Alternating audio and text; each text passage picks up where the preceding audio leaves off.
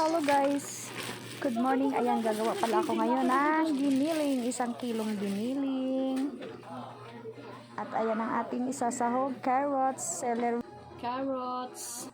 string onion, parsley, sibuyas, onion, at saka bell pepper, and garlic and carrots. May naligaw na malunggay. Ayan, dyan muna tayo sa ating manual kasi wala pa tayong meat processor. Ayan, mano-mano muna tayo. Pwede na yan habang wala pa akong meat processor. Makabili rin ako niyan. Ayan. At least, hindi na ako magkagayat. O, diba? Ayan, pino rin naman, pero kulang pa yan. Dagdagan muna natin ng papinuhin pa ng konti. Kung naman sobrang pino. Ayan, enough na yan.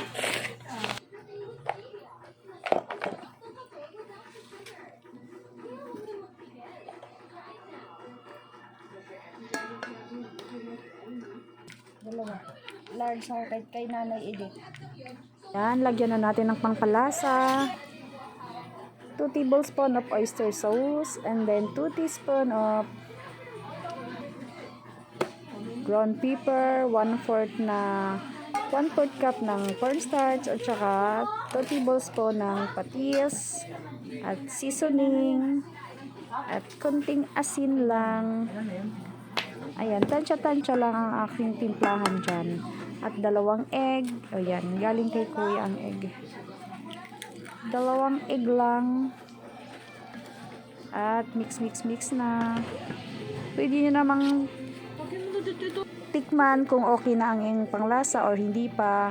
Magprito lang ng kaunti sa kawali para alam nyo kung tama na ba ang lasa or kulang pa. Pero yan, okay na yan. Natikman ko na yan. Tansya-tansya lang ang timplahan natin dyan. Mas masarap kung lamutakin talaga eh. Kailangan nating lamasin para manuot ang kanyang mga nilalagay nating sangkap.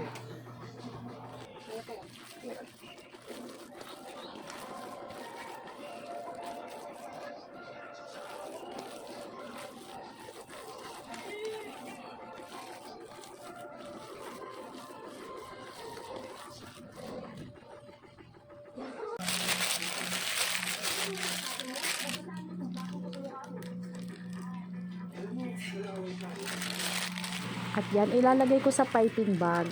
Try natin yung ibang paraan ng pagbabalot. Napanood ko lang yan eh. Lalagay natin sa piping bag.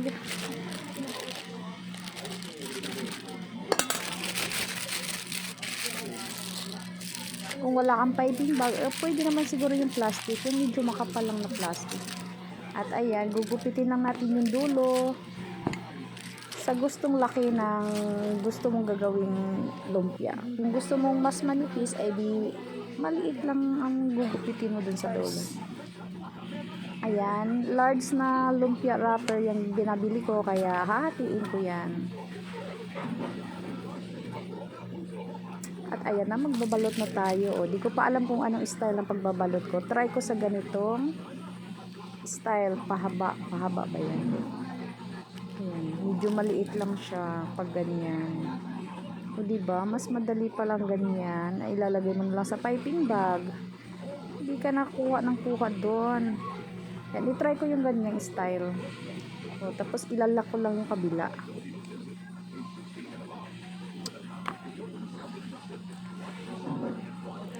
O diba, ayan o. Ilalak ko lang yung kabila. Ayan yung unang balot ko. Tapos, ayan yung pangalawa. Mas okay yung ganyan.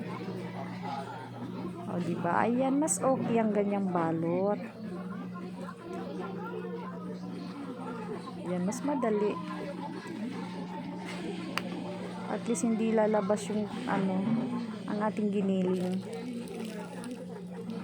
O, diba? Mas madali pala yung ganito na ilalagay mo siya sa piping bag.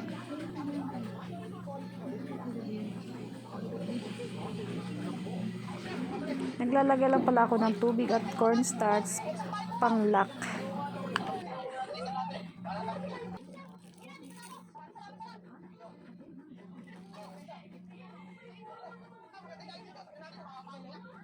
Yun, ingay dyan.